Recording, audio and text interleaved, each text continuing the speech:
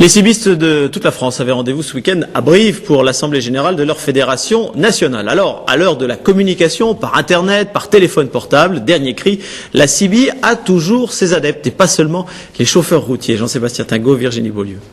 Et notre ami Tom, est-ce qu'il est toujours là? Toujours présente et pourtant méconnue, c'est la Citizen Band, comprenez la fameuse CIBI, à ne pas confondre avec la radio amateur. Trop souvent associé aux routiers et autres usagers de la route, ce moyen de communication joue pourtant un rôle majeur dans notre vie quotidienne. Sans lui et ses centaines de bénévoles, nombre de manifestations ne pourraient avoir lieu.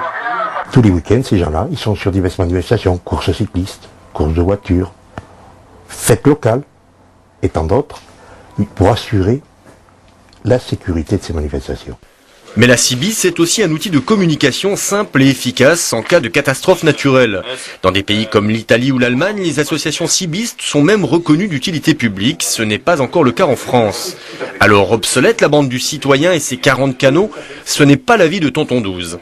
Je vois des gens revenir de nouveau vers la CIBI. Mais pourquoi? Parce que c'est la voix. La CIBI, c'est quand même la voix. On entend une voix chaleureuse que l'on ne connaît pas, que l'on a envie de découvrir, etc., etc. C'est toute une autre chose, c'est toute une autre ambiance. Une autre ambiance que l'arrivée du numérique pourrait révolutionner en augmentant la portée et le nombre de fréquences.